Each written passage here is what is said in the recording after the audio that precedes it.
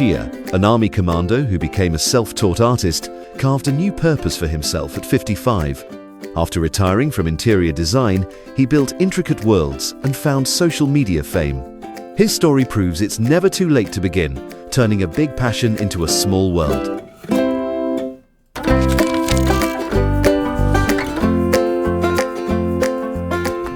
I was born in a one-bedroom flat in Lower Delta Road in 1965. That time it was a small house, a rented house. My parents, myself, I got an elder brother, younger sister, then my grandma and my uncle. Total 7 of us, we stay in the small house. And I quite like the place there because of the neighbors. Most of the time we don't close our door. Our playground is not inside the house, it's along the corridor. Because that is the place where you got space to play, then you play with your neighbor and so on, that kind of thing. People relationship are actually much closer. It was like a big neighborhood. Everybody was very, very close together. I'm actually very, very close to my grandmother. Like what I do, my miniature now is a lot related to the places that I've been before. And most of these places actually grandma brought me along. Sometimes she go to Chinatown, I'll follow her along. Last time Chinatown have these letter writers where they help people to write letter back in China. All of these are actually related to many places or many things that I did with grandma. That's why I'm very, very close to the old house, to my grandma and so on.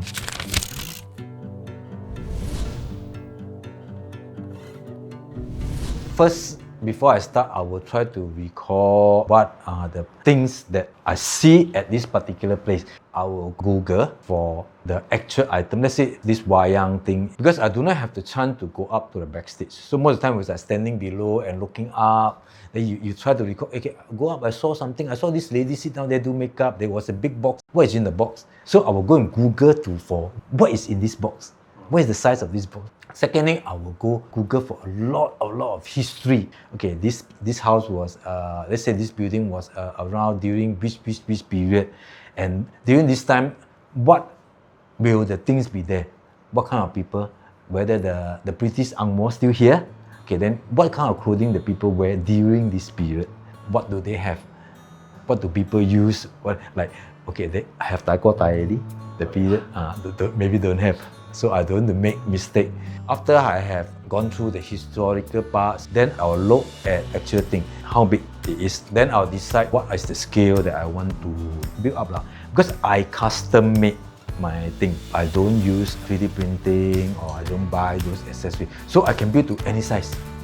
My principle is as far as the final product, I can easily carry on in my hand. Okay, the next step I plan is how I want to start. You look at this wayang, you start from inside and then outside. Because when you start from outside, your hand cannot go in. These are all the things that I need to plan. So I start from inside, then what are the things that I start to build up until the exterior part. This one is actually considered one of my longest one, which I spent 3.5 months. When I do my work, I actually do every day, Monday to Sunday. And the very beginning, I used to work 10 to 13 hours a day. And now I slow down a bit, probably about 5 to 6 hours, because as you know, I sit too long, then I start to accumulate a lot of ache, all this on my back and shoulder.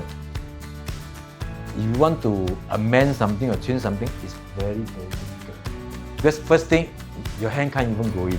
Second thing, every item is glue. So even your hand can reach, you have to actually tear out. I will sometimes add things inside, but I try not to change it. You tear, sometimes the other part will also follow out. But during the research part, I already try to gather as much information because I don't want to make any mistake.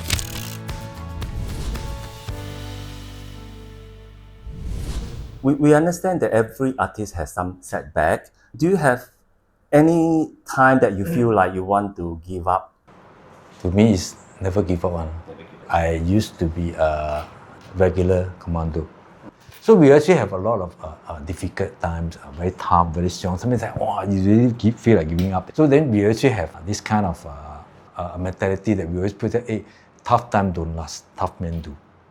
Because how difficult the time, how difficult the situation, it will go away. So this has actually followed me after the army, when I was an interior designer, doing interior design, architecture work, sometimes you meet with difficulties. You will try as far as possible to accomplish what you need to do. All the difficult times will eventually go away. Nobody actually taught me how to do it. Sometimes you make mistakes because people always see the finished product. Nobody will see how many times you waste one day and then you throw away the thing, then you start to redo again. But this is actually your experience. You have to learn it yourself.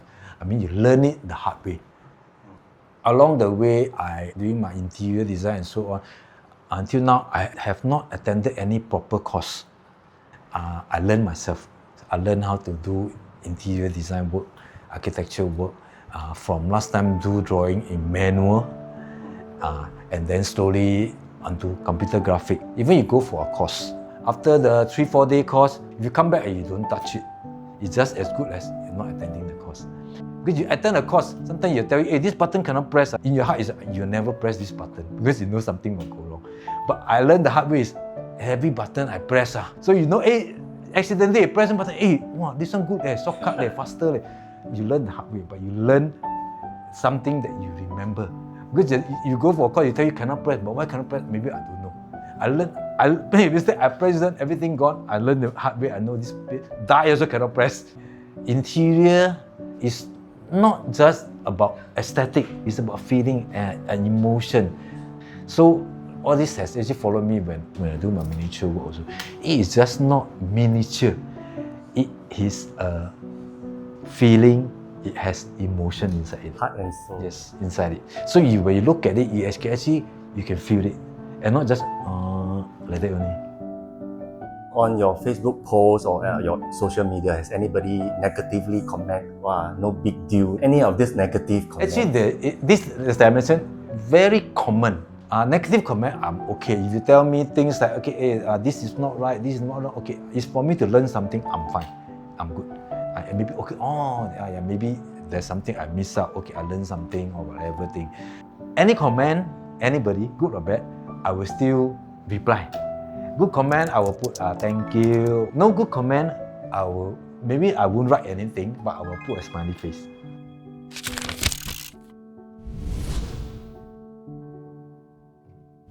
What was the factor that led you to decide to retire, and was it a difficult decision? It wasn't a difficult decision for me because I've been working for people for so many years. Sometimes I'm very direct, even when I'm doing architecture work. So I find that this design is no good for the client. I will tell the architect off. Along the way, make a lot of enemy. People don't like, hey, how come you tell me off? I'm an architect, no, you tell me off. When I think they know I cannot say something, so I don't like. Okay, until 55, I don't want to get involved in all these things anymore. So first thing that come to my mind is I want to do art. I also like DIY. So I thought maybe I can try to do miniature because it's more like a 3D form and it can give your audience a better feel or perspective of what you wanted to do than a flat piece of artwork. I find it personally that way. So I decided I want to do miniature work. To you, what's the meaning of retirement? Okay, for me, I retire means I want to get out of this commercialized world. That means I will do something that maybe when during my younger days or so on, I do not have the privilege to do it. It's only that when you have financial stability, you can retire and don't worry about money and concentrate on what you like to do. I don't do a lot. Sometimes people ask me, can help to do. I see if they think okay, my schedule okay, then I try to do for people. Okay, of course, I do spend a certain amount of time. So I still do charge a certain amount for it. You think that the figure is okay? You think that you can wait for the time? I do it slowly for you. Because I don't want to imagine I quote you this one, 5,000, then you tell me, 5,000, then bargain like market like that. No, I don't want to do that. It's just like extra pocket money. It's not a survival kind of money. So to me, it's like, okay, you want everything okay for you? Okay, I do it. And over these years, do you have any regret? Do you want to do anything differently? I would say I wouldn't have any regret because it's a different journey, and every journey you actually learn something or what.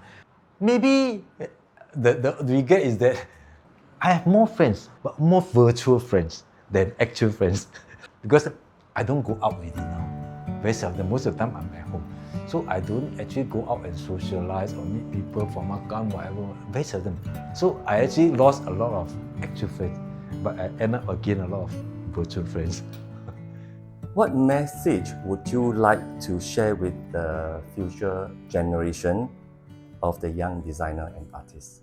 I would say just be perseverant and do what you think is right to do. Okay, when I started doing miniature, it never come to my mind that I will get commission work. To me, just do what you need to do and things will come to you. A lot of people who didn't succeed, it's not that they are no good. It's either halfway they give up or they never start. Because when you start something new, it's always step out of a comfort zone. Every day you do this, wow, now you start something that totally you don't know one. You don't know even where to start, how to start. When I make mistake, will people like this thing after I complete? Will you look nice? All these things come to your mind, you never start. To me, it's like, just start off. You don't challenge anybody, you challenge yourself. Do you have any advice to those who have retired and those who are approaching retirement? If you look around, why some people can retire early? First thing is to give up whatever thing you have, all your luxury, all your whatever thing, your title, all this give up. And change your lifestyle. Every single cent you spend is from maybe your saving because no more income come in. Keep yourself healthy, right? Maybe find something that you like to do. Change your lifestyle, maybe simplify your meal. You not say stingy lah, don't eat what, but simplify your meal. You don't have to eat restaurant every day. You still can eat coffee shop, hawker center. So that's why, like, if I look at this kind of mentality, anybody can retire. You don't have to wait until 55, 60 or 65. Anybody you can retire. You just have to change your mentality, change your lifestyle.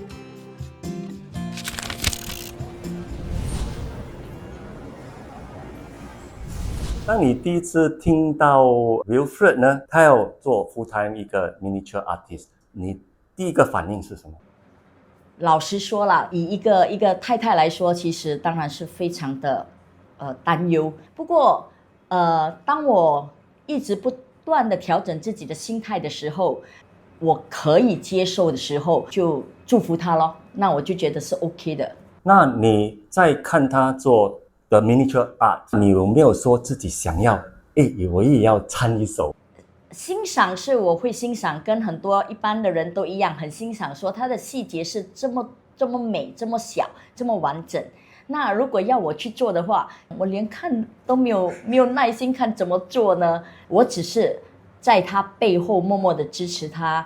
如果他需要去哪里接受访问还是什么的话，我都会抽出时间陪他一起去。其实我觉得我们两个走入这个婚姻都有30多年了，如果我都不支持他的话，还有谁会支持他呢？真的有一天如果需要要 downgrade 或者是缩紧我们的腰带，其实我都 OK 的。走到今时今日，最重要的是还要有这个伴，物质上对我们来讲其实不是很大的问题了。所以我只是要跟他讲，我其实很开心能够看到他的天赋有被看到。我们知道就是说 Wilfred 有帮你父亲做一个他的杂货店的 miniature， 那你本身你自己看到那个杂货店之后，你的感觉是怎么样？当我看到 Wilfred 开始做我老爸的那个模型的时候，其实他真的已经把我带入进去我小时候的那个情景。因为我们的家就是在巴沙的隔壁，那我们时常都会把巴沙当成是我们的游乐场。